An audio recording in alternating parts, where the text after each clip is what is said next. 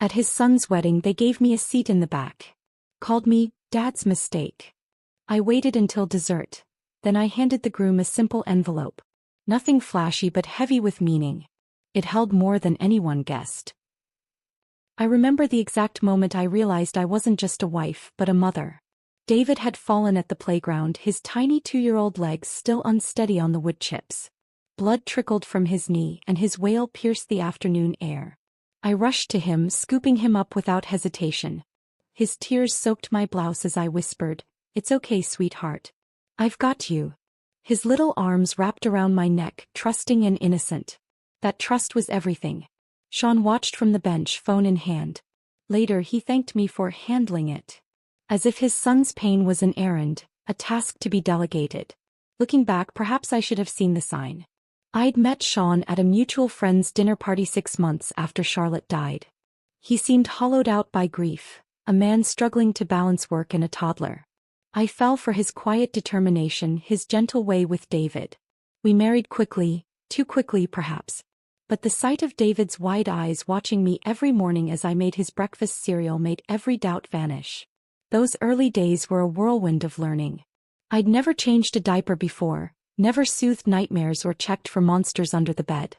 I stayed up nights reading parenting books while Sean slept, determined to get it right. When David caught pneumonia that first winter, I took 3 weeks off work, sleeping in a chair beside his hospital bed. Sean visited during lunch breaks, bringing coffee and updating me on work projects.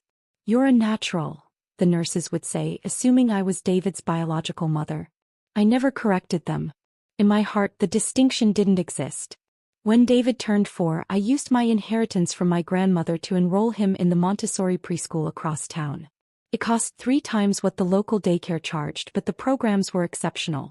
When Sean saw the tuition statement, he raised his eyebrows but said nothing.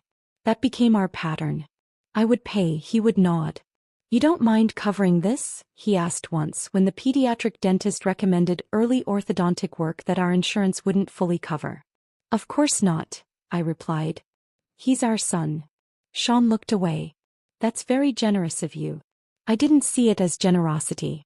When you love someone, you don't itemize receipts. You give what you can because their happiness completes your own. The college fund I started, the summer camps, the swim lessons, the private tutor when David struggled with reading. These weren't financial transactions but expressions of love. David's 5th birthday was when I first noticed the shift. Sean took him shopping for presents without inviting me along. When they returned, David clutched a photo album. "Daddy showed me pictures of my real mommy," he announced, eyes bright. "She was beautiful." My heart twisted but I smiled. She absolutely was, sweetheart. That night I asked Sean why he hadn't included me. "He needs to know about Charlotte," he said simply. "I don't want him forgetting where he came from." "I would never want him to forget," I replied. "But I'm here too." Sean's eyes cooled. In a different way. The word real became a splinter in our home, small but perpetually painful. "My real mom liked strawberry ice cream too," David would say. Or, "Did my real mom know how to French braid like you do?" Each time I'd swallow the hurt and respond with stories about Charlotte that Sean had shared with me. I refused to make David feel guilty for his curiosity. When David was 7, he made a Mother's Day card at school. I found it tucked deep in the trash. "Happy Mother's Day," crossed out and replaced with, "To Eleanor," in Sean's handwriting. I cried in the laundry room that evening, the washing machine's hum masking my sobs. Yet there were beautiful moments too. The night David crawled into my bed during a thunderstorm, seeking comfort from me instead of his father. The proud smile he flashed when I cheered louder than anyone at his first soccer goal. The time he fell asleep against my shoulder during a long car ride, completely trusting. "Why doesn't David call you Mom?" my sister asked during a rare visit. We were watching him play in the yard, Sean at work. "It needs to be his choice," I replied. "I don't want to pressure him." "But you are his mom," she insisted. "In every way that counts." Perhaps that was my mistake, believing that love speaks for itself, that actions translate clearly without words to frame them, that Sean would honor my role even if he didn't acknowledge it publicly. By David's 10th birthday, Sean had grown distant not just from me but from home itself. Business trips lengthened. Weekend golf games multiplied. I became both parents by default, attending every parent-teacher conference alone, solving every childhood crisis solo. What I wouldn't see, was what happened during those rare father-son outings. How Sean would casually mention that I wasn't blood family. How he would show pictures of Charlotte saying, "Your mother would be so proud," with pointed emphasis. How he would correct David if he slipped and called me anything close to mom. "Eleanor is very kind to help out with you," he would say, as if I were an au pair rather than the woman who held our family together. The damage accumulated gradually like rainwater eroding stone. David grew more formal around me, the easy affection of early childhood hardening into polite distance. By 12 he knocked before entering rooms I occupied.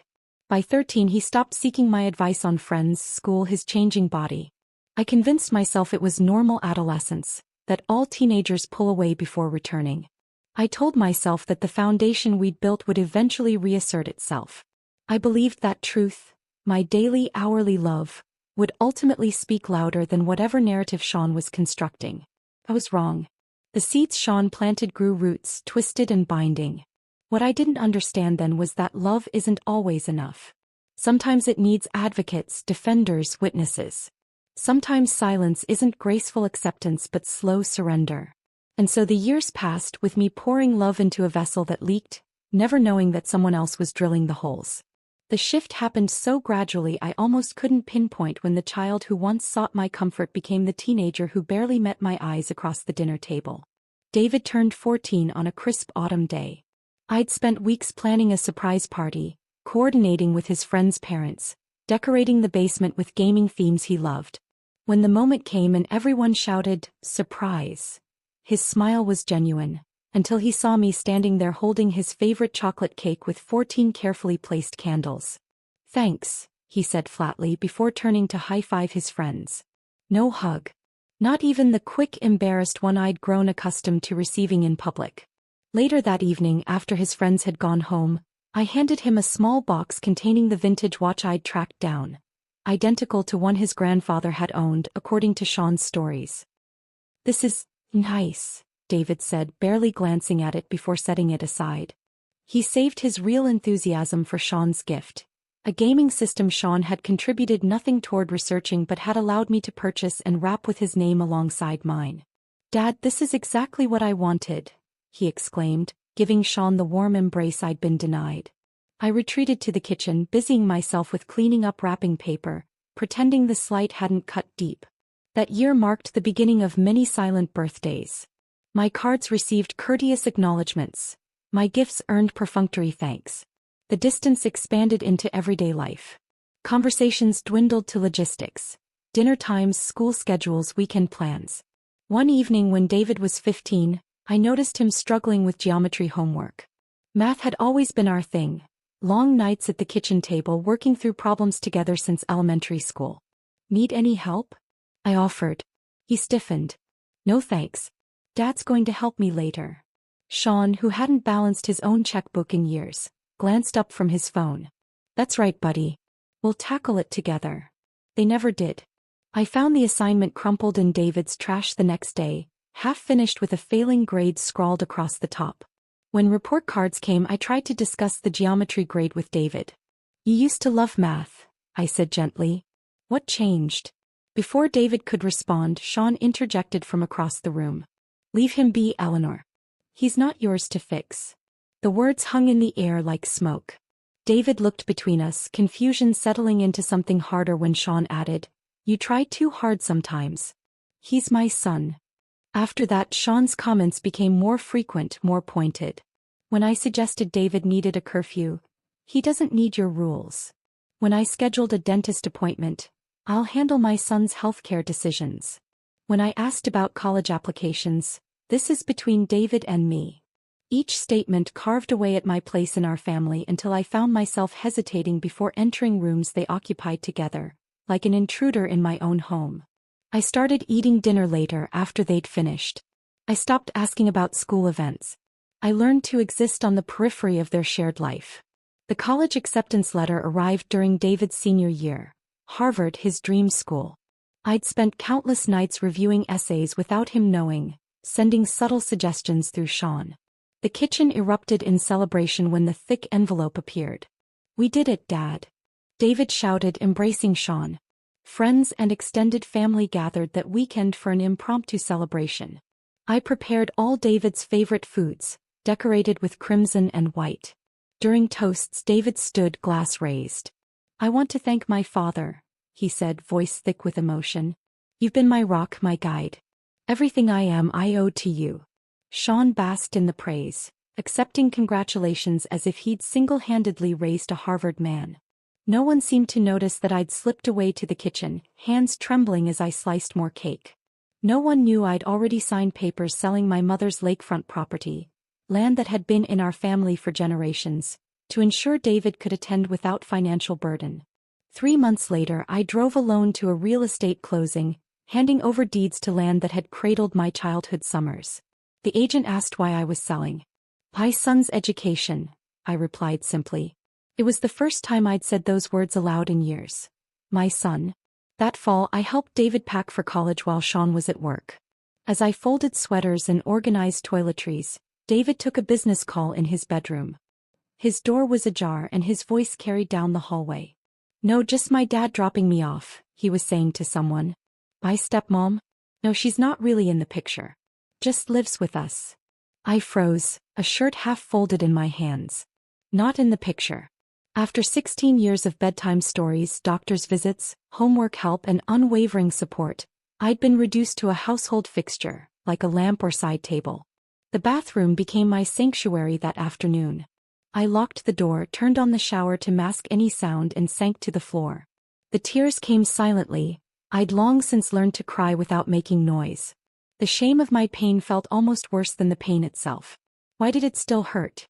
Why couldn't I accept what was clearly reality? Yet beneath the hurt smoldered something fiercer. A mother's love, stubborn and unyielding. The next day I called Harvard's financial aid office privately, arranging payment schedules.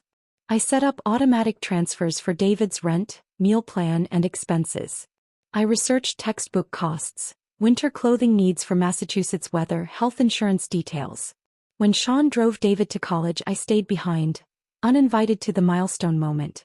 But the following week I mailed a care package with homemade cookies, vitamins, a subway map and $500 in cash. The note simply read, "Proud of you, Eleanor." No acknowledgement came. Still, every month I sent money.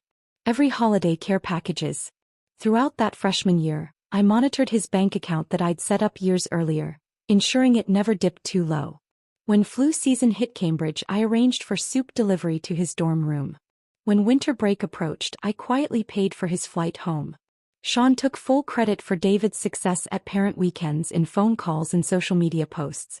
I remained invisible, a ghost mother present only in the invisible safety net I maintained. "He'll understand someday," my sister insisted during one of our rare calls. "Kids figure it out eventually." I clung to that hope like a life raft. Someday the fog of Sean's manipulation would clear. Someday the years of steady love would count for something. Someday the truth would matter more than the narrative. That hope sustained me through 4 years of college, through the pain of exclusion, through the quiet indignity of erasure. It wasn't much, but it was enough to keep me going. One day at a time, one care package at a time, one silent act of love at a time. The day the wedding announcement came, I was tending to my small garden. Spring blossoms had just begun to appear, tiny bursts of color against the dark soil. The mailman waved from his truck as I knelt among the daffodils. Inside the pile of bills and advertisements lay a cream-colored envelope with elegant script. My hands trembled slightly as I read the announcement. David, now 26 and working at a prestigious law firm, was marrying Kelly Robinson. I'd never met her, though I'd seen photos on social media. A bright-eyed woman with a warm smile. They looked happy together. Despite everything, joy swelled in my chest. My boy, always my boy in my heart, was building a life. For a moment I allowed myself to daydream. Perhaps this would be our chance to reconnect. Weddings were new beginnings, not just for couples but sometimes for families too. I imagined helping Kelly pick flowers or address invitations, the comfortable companionship of women planning a celebration. I pictured myself beside David, watching him try on tuxedos, offering motherly advice he might finally be ready to hear. The formal invitation arrived 3 weeks later. I tore open the envelope eagerly, my heart light with possibility. The card was beautiful, letterpress printing on heavy stock, a watercolor border of blue hydrangeas. I ran my fingers over the raised text, savoring the moment before reading the names. Mr. and Mrs. Robinson request the honor of your presence at the marriage of their daughter, Kelly Ann, to David Michael Porter, son of Mr. Sean Porter and Ms. Eleanor Wilkins. Not Mrs. Porter. Not David's mother. Just Eleanor Wilkins, as if I were a distant relation or family friend. My name sat alone, disconnected from the family unit. No handwritten note accompanied the formal text. No, can't wait to see you, or, hope you can make it. Just printed words, the same ones sent to distant cousins and work colleagues. I set the invitation on the kitchen counter and stared out the window. 24 years of my life dedicated to that boy, and I'd been reduced to an afterthought, a name to be accommodated rather than celebrated. The phone rang that evening, Sean, his voice overly casual. Got the invitation? He asked. Yes, it's lovely, I replied, keeping my tone neutral. Good. Listen, David and I are meeting with the venue coordinator tomorrow. They need a deposit check. Of course. The financial expectation remained unchanged, even as my role diminished. How much? I asked, already reaching for my checkbook. The amount he named made me wince. Nearly a third of what remained from my aunt's inheritance. But I wrote the check without comment and left it in Sean's home office. 2 days later, a text from Sean. Caterer needs deposit too. Sending details. No invitation to join the tasting. No request for input on the menu. Just the expectation of payment. In the months that followed, I became a silent investor in a production where I had no creative input. Florist bills appeared on my desk with post-it notes in Sean's handwriting. David's wedding. Photographer deposits, band bookings, transportation arrangements. All presented as fait accompli, with only the financial obligation left for me to fulfill. I drained my savings account. I liquidated stocks my father had given me decades ago. I never complained, never questioned. Each check I wrote felt like a final act of motherhood. One last gift to the child who didn't see me. Kelly called once, her voice hesitant. Eleanor? It's Kelly. David's fiancée. Hello, dear, I said warmly, heart leaping at this small connection. How are the wedding plans coming? Great, she said. David's dad has been so helpful. I just wanted to check if you're coming to the rehearsal dinner? Sean mentioned you might not be able to make it. My breath caught. This was the first I'd heard of being excluded from the rehearsal. I hadn't heard about any scheduling conflict, I managed. Oh. Well, it's at the country club on Friday at 7. Sean said something about you having a prior commitment. The lie stung sharper than the exclusion itself. I had no prior commitment. How could I? This wedding had become my sole focus. I'll be there, I said firmly. Silence on the line, then. Great. I'll tell Sean to add you to the count. Add me to the count. As if I were an unexpected +1 rather than the woman who had raised the groom. The rehearsal dinner proved to be just the preview of what waited at the wedding. I sat at a table with distant relatives who asked repeatedly how I knew the family. Sean gave a heartfelt speech about watching his son grow into a man, carefully constructing a narrative that excluded me entirely. David thanked his father profusely, his new in-laws warmly, and offered me a cursory nod from across the room. The wedding day dawned bright and clear. I dressed carefully in a sage green suit I'd purchased months earlier, when hope still colored my expectations. I drove myself to the vineyard where the ceremony would take place, arriving early to help if needed. The wedding planner, another expense I'd covered, looked confused when I offered assistance.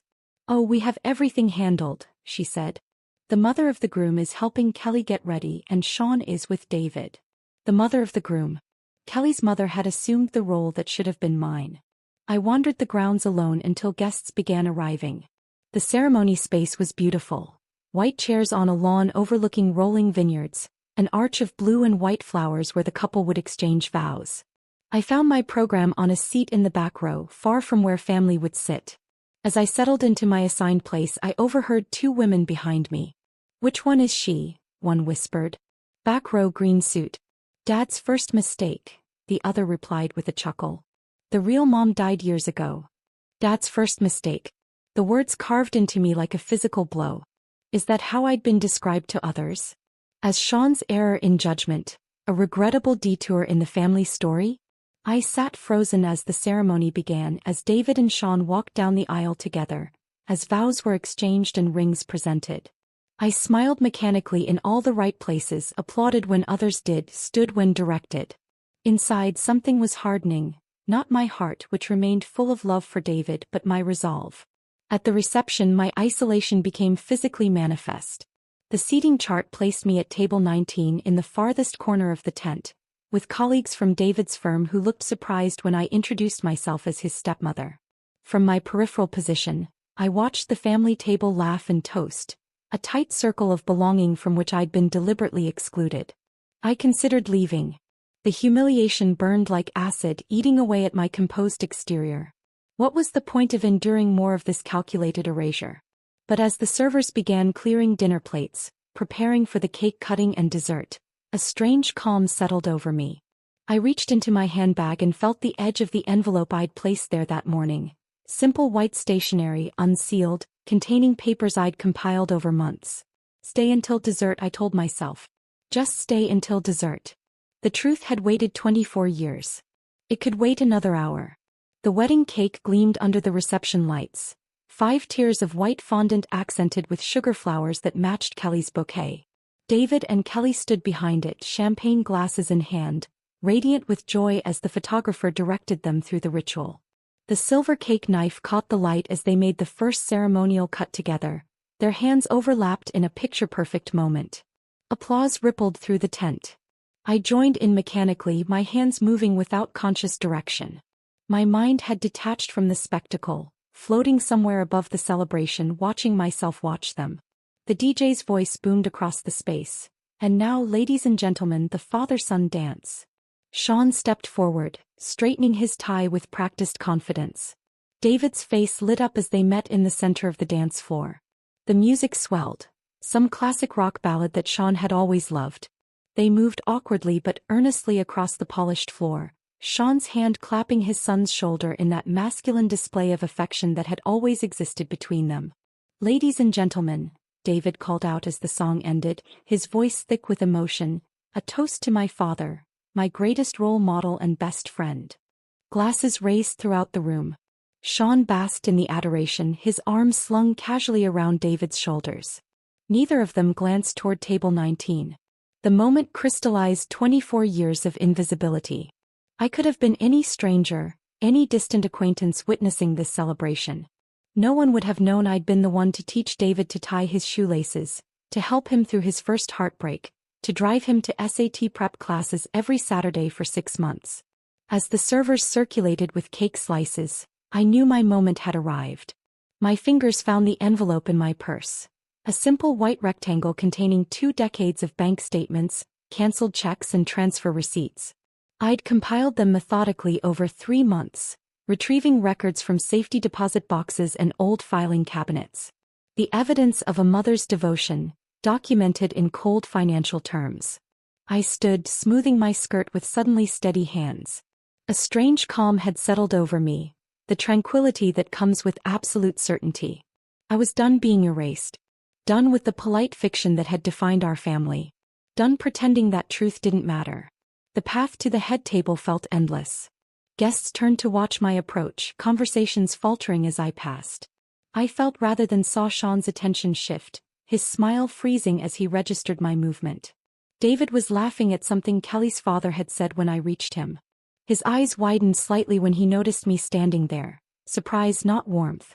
"Eleanor," he said, using my first name as he always did. "Is everything okay?" I didn't speak. Words had failed me for 24 years. They wouldn't serve me now. Instead, I simply extended the envelope, holding it between us like an offering.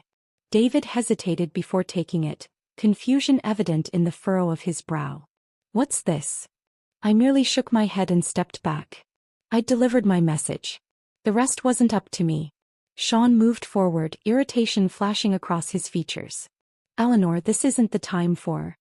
I turned and walked away before he could finish, my back straight, my steps measured. Behind me I heard Kelly ask, "What is it?" and David's murmured, "I don't know." I returned to my table but remained standing, watching from a distance as David opened the envelope. He pulled out the first sheet of paper. A bank statement from Harvard's bursar office, showing tuition payment from my personal account. Then another, the canceled check for his first apartment's security deposit. And another, the wire transfer for this very wedding venue. His expression changed gradually as he flipped through the pages. The confident smile faded. Confusion gave way to disbelief, then to something darker. A dawning comprehension that made his hands tremble visibly even from where I stood. Kelly leaned over his shoulder, her white dress brushing against his sleeve as she read alongside him. Her hand went to her mouth, eyes widening. Sean stepped closer, attempting to see the documents, but David angled his body away, an instinctive movement that spoke volumes. The reception continued around them, music playing, guests dancing, servers circulating with champagne refills. But at the head table, time seemed suspended in a bubble of revelation. David looked up, scanning the room. His eyes passed over me once, then returned, locking with mine across the distance. For the first time in years, he truly saw me, not as his father's wife, not as a peripheral figure, but as a person with agency and history and unacknowledged sacrifice. Kelly touched his arm, leaning close to whisper something in his ear. He nodded slowly, still holding my gaze. Then Kelly straightened, her expression resolute as she surveyed the crowded tent. Her voice carried clearly through the ambient noise when she spoke to him. "Go get your mother." The word hung in the air like a spell. Mother. Not Eleanor. Not stepmom. Mother. David stood, the papers clutched in his hand. Sean reached for his arm, saying something urgent that I couldn't hear, but David shook him off with uncharacteristic firmness. Guests noticed the tension, conversations faltering as attention shifted toward the head table. The DJ, oblivious to the unfolding drama, continued playing upbeat dance music that now seemed jarringly inappropriate. I remained still as David made his way toward me, weaving between tables with purpose. His face had lost its celebratory glow, replaced by an intensity one hadn't seen since he was a determined child trying to master bicycle riding or complex math problems. 10 feet away. Then he stood before me, the documents still gripped tightly in his left hand. The wedding ring on his right hand caught the light, the ring I'd helped pay for without acknowledgement. "Is this true?" he asked, his voice barely audible above the music. "All of it." I nodded once. "Every penny." "The college tuition? My apartment? This wedding?" "Yes. Dad said he paid for everything. He told me." His voice trailed off, unwilling or unable to complete the thought. "I know what he told you," I replied simply. David looked down at the papers again, then back at me. Something shifted in his eyes. A recalibration of 24 years of carefully constructed narrative. "Why didn't you ever say anything?" he asked. The question contained multitudes. Why hadn't I corrected Sean's lies? Why hadn't I demanded recognition? Why had I allowed myself to be erased from our family story? "Would you have believed me?" I answered softly. The truth of that question landed like a physical blow. He wouldn't have. Sean's version of our family had been the only one David had ever fully accepted. Till now. The music faded as the DJ announced the bouquet toss would be next. Neither of us moved. The moment stretched between us, heavy with unspoken questions and 2 decades of misdirection. Then David did something he hadn't done since he was 12 years old. He reached for my hand. David's hand in mine felt foreign yet achingly familiar, like a melody once known by heart and long forgotten. His fingers were larger now, a man's hand instead of the boy's hand I remembered, but the gentle pressure was the same. "Can we talk?" he asked, his voice low. "Somewhere quieter." I nodded, unable to trust my voice. Around us, the reception swirled on. The photographer directing poses, the DJ announcing the bouquet toss, guests laughing over champagne. None of it seemed real anymore. David led me through the side exit of the tent, past curious onlookers and away from the golden light of the celebration. The spring evening air felt cool against my flushed skin. We walked in silence until we reached a stone bench overlooking the vineyard's sloping hills, far enough from the music that we could hear the chirp of evening crickets. I sat down, smoothing my dress beneath me. David remained standing, the envelope still clutched in his hand, shifting his weight from one foot to another like he used to do before piano recitals as a child. "I need to understand," he finally said. "All these years, everything was you?" I looked out at the darkening vineyard, gathering my thoughts. Not everything. But the financial support, yes. The college tuition, your first apartment, the summer internship housing, this wedding. Why would he lie? David interrupted, his voice cracking slightly. Why would Dad tell me he was the one supporting me?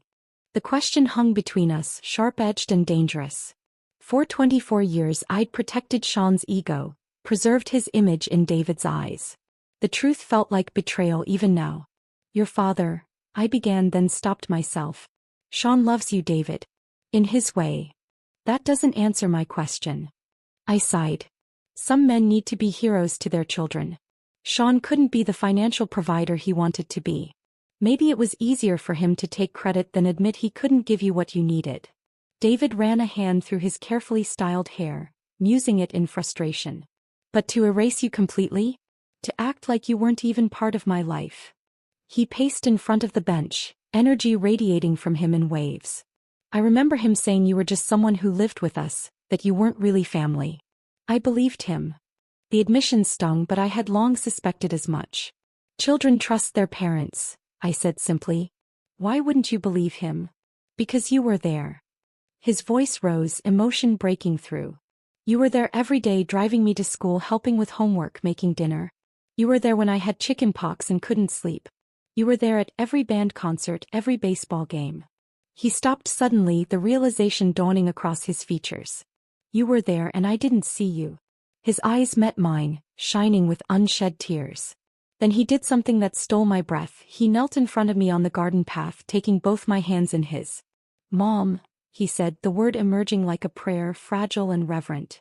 I didn't know. 24 years of waiting for that word.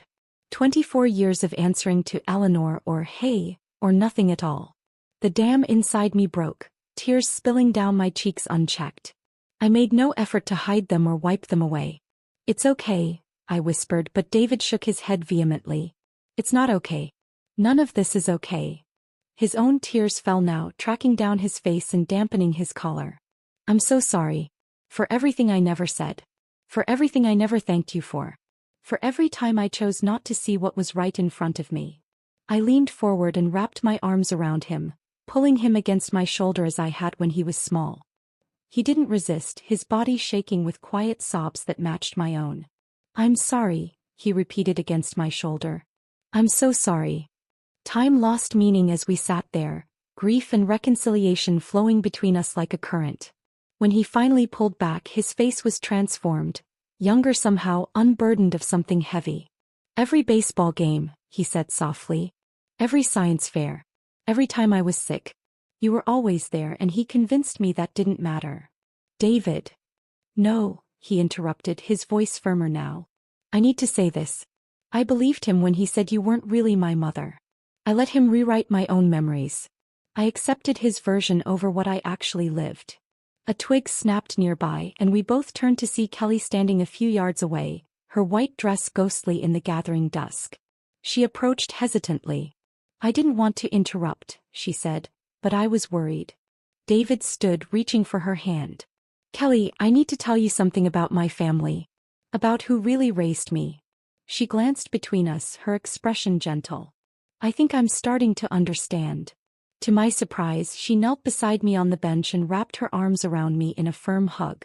I'm so sorry, she whispered. I had no idea.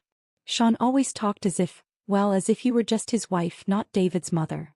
Her validation soothed something raw inside me. To be seen. To be acknowledged. The simplicity of that recognition felt like water after years of drought.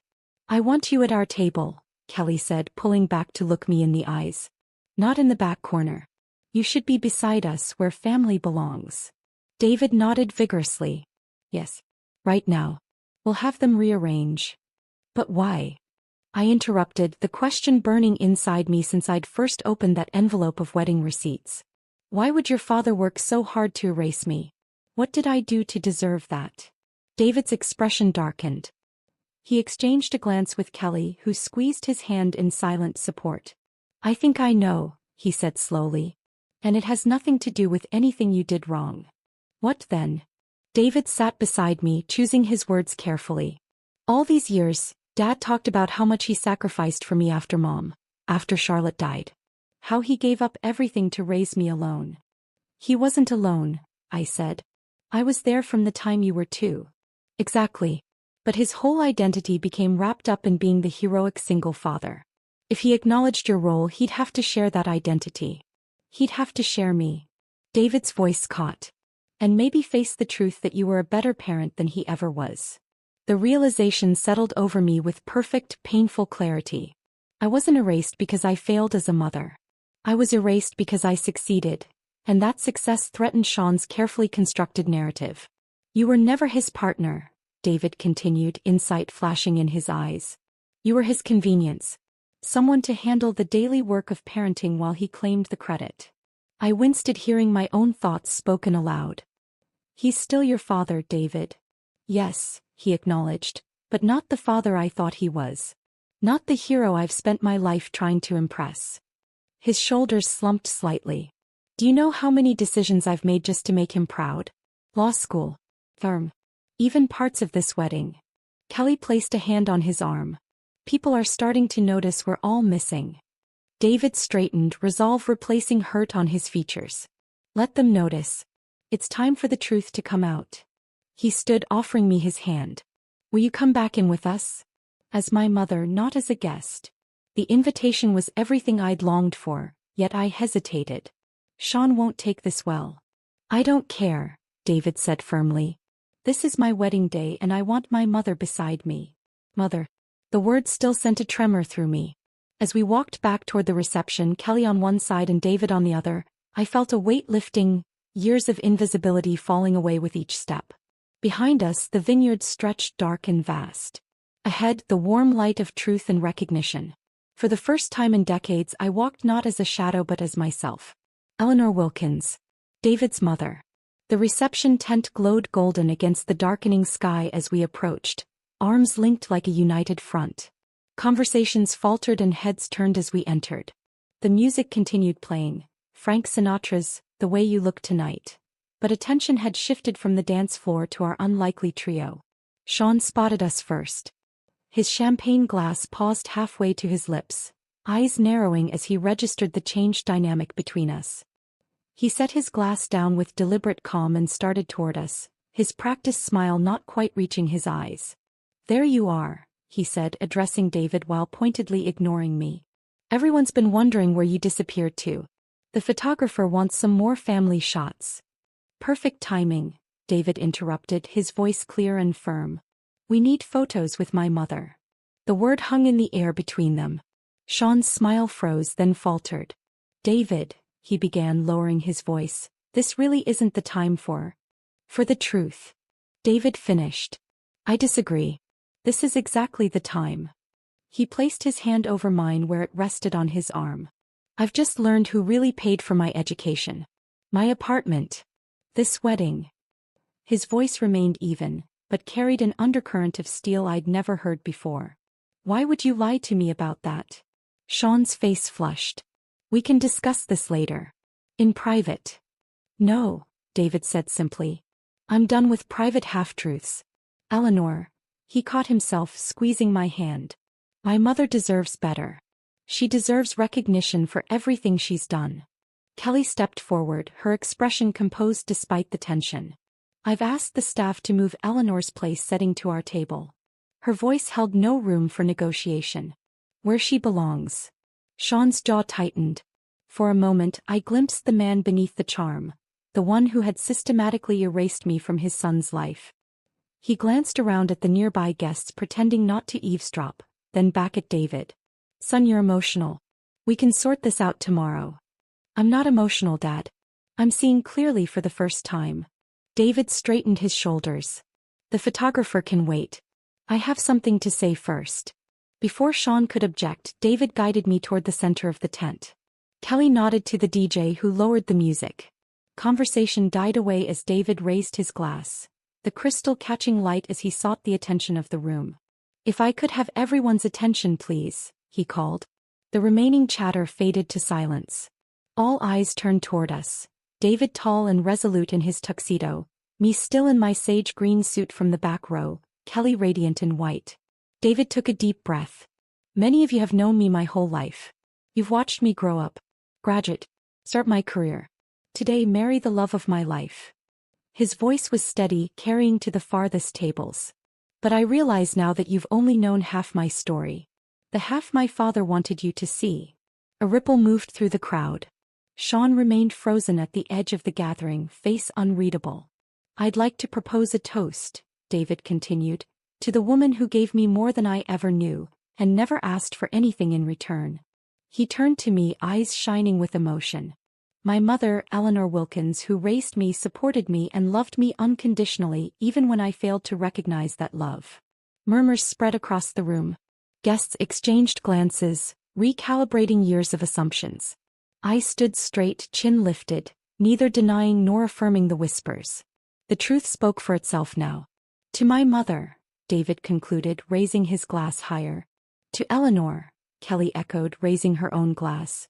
Glasses lifted throughout the tent, the gesture spreading like ripples on water.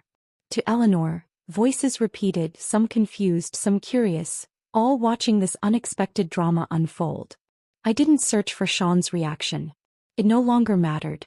Instead, I looked at David, really looked at him, and saw the little boy who once climbed into my lap for bedtime stories, now grown into a man brave enough to face uncomfortable truths. My smile came not from vindication but from peace, the quiet contentment of finally being seen after decades of invisibility. I hadn't been Dad's first mistake. I had been a mother. A real one. The toast complete, David leaned down to whisper, "I'm sorry it took me this long." "You found your way," I replied simply. The reception continued, transforming around us. Staff brought a chair to the head table, placing it between David and Kelly's parents. The photographer captured new combinations of family portraits, David with both his father and me, though Sean maintained rigid distance throughout. Guests approached tentatively at first, then with growing warmth, introducing themselves or reintroducing themselves, seeing me with new eyes. David always had the best Halloween costumes, one college friend told me. He said his moth. He caught himself. He said you stayed up all night making them. The dinosaur was my favorite, I replied with a smile. Green felt scales for days. You made that, he laughed. Legendary. We all wanted one. Such moments accumulated throughout the evening. Small recognitions, connections restored, history rewritten with truth rather than convenience. Not all reactions were positive. Sean's sister avoided me entirely. His college roommate muttered something about stirring up drama as he passed.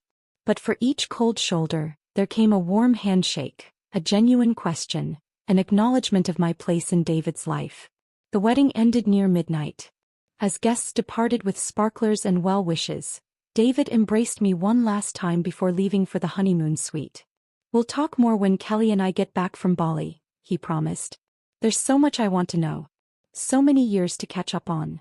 I'll be here, I assured him. I've always been here. Life after that night wasn't perfect. True healing never follows a smooth path. The first few family gatherings were awkward, Sean and I maintaining careful distance, sharing a son but little else. David sometimes overcompensated, including me in every decision, every celebration as if making up for lost time. But gradually a new normal emerged. David called regularly, not out of obligation but genuine desire to connect. He and Kelly visited for Sunday dinners, then later brought their daughter, my granddaughter, Emma Charlotte, named for both her grandmothers. When Emma was baptized, David asked me to stand as her godmother. You taught me what unconditional love looks like, he explained. That's what I want for her. The following May brought my first official Mother's Day. The doorbell rang early, revealing a delivery man struggling with an enormous bouquet of wildflowers. Not formal roses or lilies, but meadow blooms in riotous colors, the kind I'd always preferred. The card read simply, "You raised me twice, once with love, once with truth. I needed both. Love your son." I placed the flowers in the center of my dining table and sat looking at them for a long while, their beauty unruly and perfect. Like motherhood itself. Like truth. Sean and I eventually reached a détente of sorts. He never apologized explicitly, but acknowledgement came in subtle forms. Introducing me as David's mother at Emma's first birthday party, consulting me about holiday gifts, yielding space without complaint. The past couldn't be undone. The years of erasure couldn't be reclaimed. but they could be recognized, honored in their pain and their lesson. I never wanted revenge, just truth. And that night, in front of everyone, the truth had come home to roost, quiet, powerful, and finally irrevocably mine.